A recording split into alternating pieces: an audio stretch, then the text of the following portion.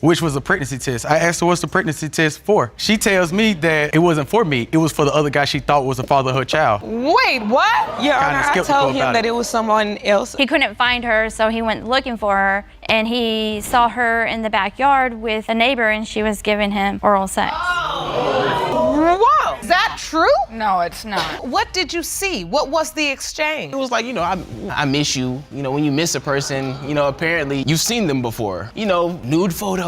Oh. You know what I mean? At the very beginning, we kick things off as the case of Palmer-Verser. Ross gets rolling. Everyone exchanges hellos, setting a formal yet communal vibe for the courtroom drama about to unfold. You just know things are going to get spicy. Hello. This is a case of Palmer versus Ross. Thank you, Jerome. Good day, everyone. Ms. Palmer, you opened today's case because the defendant is denying he fathered your 3-month-old son, Jace. You recently met your own father for the first time and refused to have your son grow up without his father like you did. Ms. Palmer steps up to the plate, opening today's fiery case because Mr. Ross is steadfast in his denial of fathering her 3-month-old son, Jace. This bit sets the stage with high stakes, layering personal turmoil and financial intrigue as we dive into the heart of their conflict. Strap in because the emotional roller coaster is just leaving the station. Mr. Ross, you say Ms. Palmer is pinning her child on you because you have money and you are in court to prove once and for all you are not her child's father. How does it feel having to raise your son alone? Here's where the plot thickens. Amidst a fiery exchange, Ms. Palmer insists they never used condoms, countering Mr. Ross's claims of cautious liaisons. The judge probes into the casual nature of their relationship, setting the scene for a tangled web of he said, she said. Oh, and just you wait, it gets even more tangled up next. Your Honor, first of all, we used condoms every time we had sex. We never use condoms, Your Honor.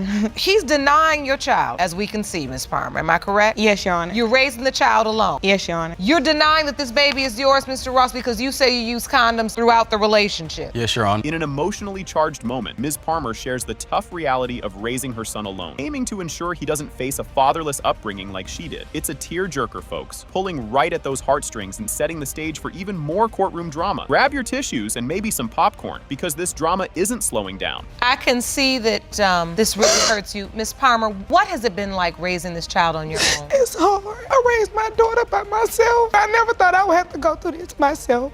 Not once again. And it's just like, to deal with this, I feel like I should have to go through this. I didn't ask for this, but I took upon all of this because that's what a woman's supposed to do. Mr. Ross takes us back to the beginning, recounting the chilly encounter at a gas station that sparked their brief, fiery fling. His tale paints a picture of a fleeting and guarded affair, sparking debates over paternity skepticism. And guess what? The next twist in this saga is just a heartbeat away. Talk to me about the nature of this relationship. Jessica in Birmingham, Alabama, at a gas station. It was cold outside. She was pumping gas. She had a daughter in the car. So I got done pumping the gas, asked her for a number because she was looking good. So once I got a number, we got the text. Next morning, she texted me, good morning. I told her good morning. I asked her to send the address. The address was 0.1 miles away. I said, oh, that's walking distance. I can go ahead and go over there and get some real quick. So, what?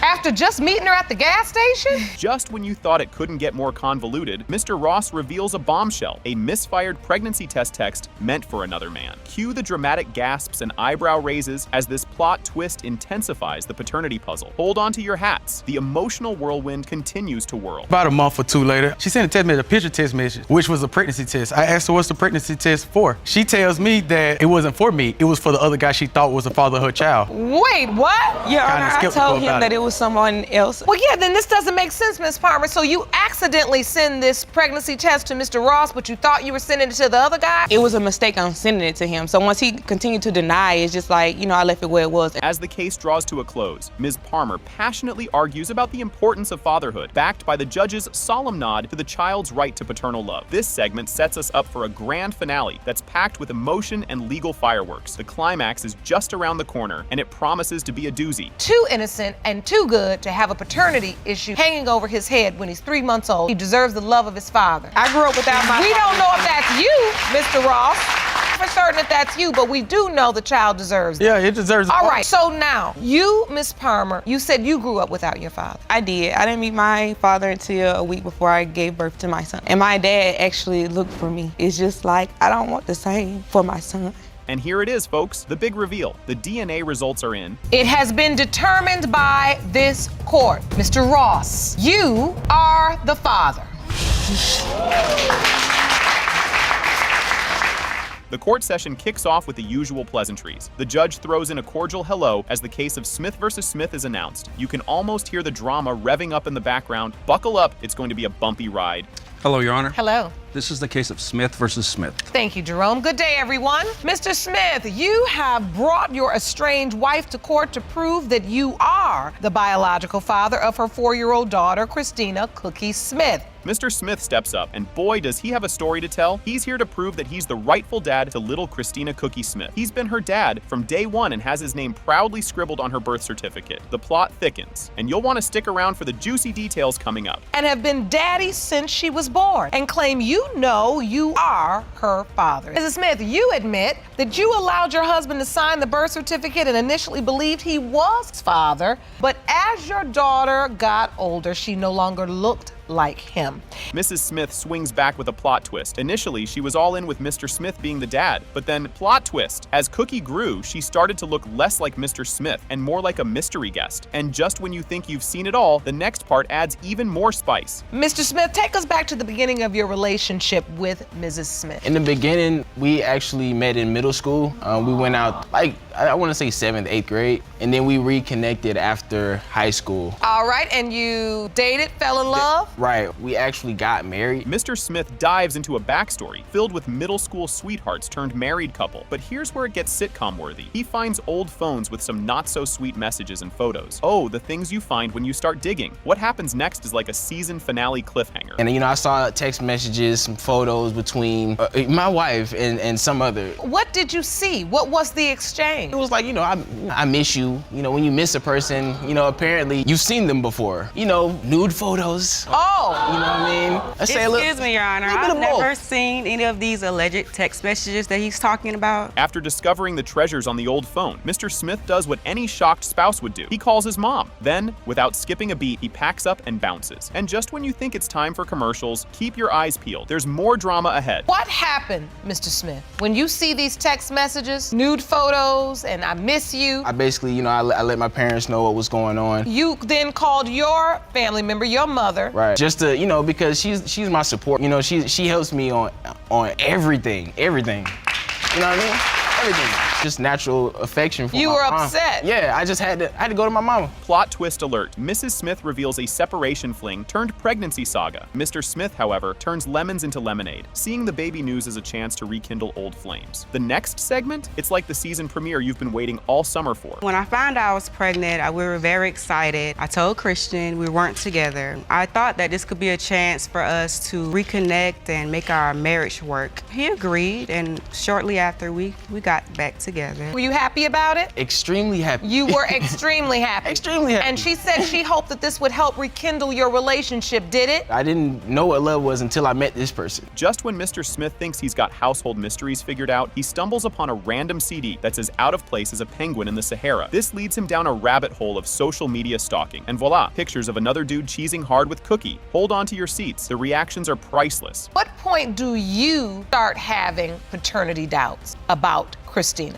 I'm in the shower one day. I believe Khalita's at work, Cookie's out there, I'm watching her, and I just noticed something that doesn't need to be there. I didn't put it there. I know everything that goes on in my house, so it's just a CD that I see that's out of place. I'm like, I didn't put this in here. So the number that was on the CD, you know how people can pass out their contact information. Right, that number, it's just something about that number. I ain't forget about that number. Enter the judge, wielding a photo like a piece of smoking gun evidence. She confronts Mrs. Smith, who met this Joseph character post-separation. If you thought it was tangled before, the web just got stickier. And trust me, what's coming next is the big reveal you've been waiting for. This is the photo you saw on Instagram? Honestly though, I don't like looking at that. I don't like looking at that at all. Well, Your Honor, his name is Joseph. I actually met Joseph after we separated, and around the time I was very vulnerable. He was the only one showing me any type of attention or any love, which I needed because I felt lonely around the time because my husband left me alone. Yeah. You had sex with him? Yes, ma'am. Joseph Prater struts into court, throwing another curveball into the mix. He recounts his casual meet-cute with Mrs. Smith and how he later met Cookie, sparking some serious paternal vibes. The suspense is killing, right? Well, you ain't seen nothing yet. Please escort Mr. Joseph Prater into the courtroom. That's tough. That's tough. We're gonna have you go right up to the witness stand right next to the judge. I seen her walking down the sidewalk, and I actually like ran behind her, and we exchanged numbers. We talked on the phone for a little bit, not too much in depth, but we talked for a little bit. Drum roll, please. The DNA results are in. And guess what? It has been determined by this court. Biological father is Mr. Prater. I'm sorry. Miss Garcia steps up, spinning a tale that could rival a daytime soap opera. She claims Miss Huffman, who is a whopping 31 years younger than her dearly departed dad, boldly contacted her, claiming to have one child by him and another on the way. She's here today, folks, to get a DNA test and clear up this family drama, hoping to protect her father's estate and confirm his claims that he isn't the daddy. You just can't make this stuff up. Let's see where this rabbit hole leads. Ms. Garcia, you claim that before your father's death, Ms. Huffman, who is 31 years younger than him and 6 years younger than you, contacted you claiming to already have one child by your dad and was pregnant with another. You have petitioned the court. Miss Huffman is up next, and boy, does she throw a curveball. She admits her fling with the plaintiff's father was more roller coaster than romance, but is dead sure he fathered her kiddos. As the plot thickens, keep your eyes peeled, because this ride is just getting started. Ms. Huffman, you admit your relationship with the plaintiff's father was not a stable one, but claim you are certain he fathered your children. So, Ms. Garcia, you claim your father denied paternity before he passed. Please explain. Well, I'm basically here on behalf of my dad because he passed away about 2 years ago. Miss Garcia recounts a story straight out of a mystery novel. Before her dad kicked the bucket, he was adamant that he wasn't the father of Miss Huffman's children, citing her less than faithful tendencies as a red flag. Buckle up, the family secrets are just starting to spill. So, Ms. Huffman, it's your belief that Ms. Garcia's father fathered both of your children. Yeah. Tell me about your relationship with Ms. Garcia's father. Well, we was just,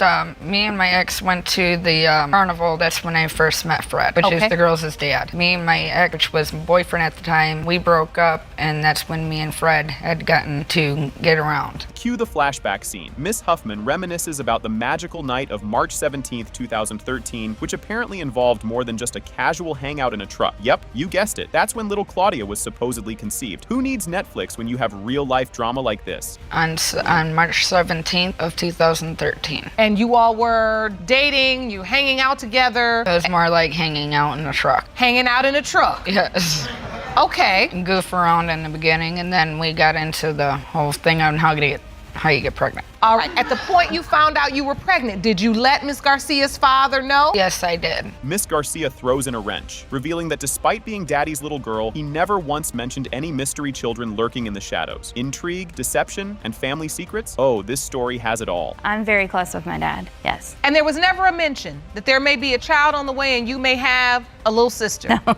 And how old was Claudia when you first heard about her, that she potentially could be your sister? Around 2 years old. 2? And she contacted me. The plot takes a twist when Miss Garcia reveals that Miss Huffman slid into her Facebook DMs with news of her 2-year-old love child and another bun in the oven, both allegedly fathered by Garcia's dad. As the family tree gets more branches, let's see how deep the roots go. She messaged me on Facebook and she said that she was pregnant with a child and that she had a 2-year-old daughter, that they were my dad's. And he basically said that yes, that he was messing around with her, but he didn't believe that those were his children. She got around. He pretty much said that they weren't his. Just when you think it couldn't get more scandalous, Miss Garcia drops a bomb about her father catching Miss Huffman in a not-so-innocent act with a neighbor. Miss Huffman denies the allegations. The gossip mill is already churning. Stay tuned for more tea. He couldn't find her, so he went looking for her, and he saw her in the backyard with a neighbor, and she was giving him oral sex. Whoa! Miss Huffman, is that true? No, it's not. He did not? No. So when it was off, you weren't on with anyone else? No, Your Honor. So in your mind, there was nobody else? There's no other possibility when it comes to the father of your children? No. Court employee chimes in with a juicy tidbit. Miss Huffman might have had another man tested for paternity in the past. Oh, the plot thickens. As the secrets unravel, who knows what's next? While assisting the defendant, Ms. Huffman was setting up a DNA test for her and her daughters, she unknowingly admitted that she tested another man in the past. What did she say? She said that she did not remember if she brought the birth certificate with her the last time she tested a man against Claudia, which indicated to me that she truly does not know who the biological father of Claudia is. Is it true that you had another man tested as it was relates to the testing paternity of Claudia? He was testing her. Despite the whirlwind of drama, Miss Garcia shares a heartwarming wish to recognize Claudia and Emily as her sisters, hoping to keep her dad's memory alive through them. Grab your tissues. This family reunion is going to be a tearjerker. There's been a time where we were trying to cremate him, and the state of Michigan was offering to help us get him cremated for free. They were asking questions about his children, and because when I did that, they wanted to have her sign a paper saying that it was okay for him to be cremated. She told me that she was not going to sign the papers. Drum roll, please. The DNA results are in. And Carrie Garcia is 99.9% you are.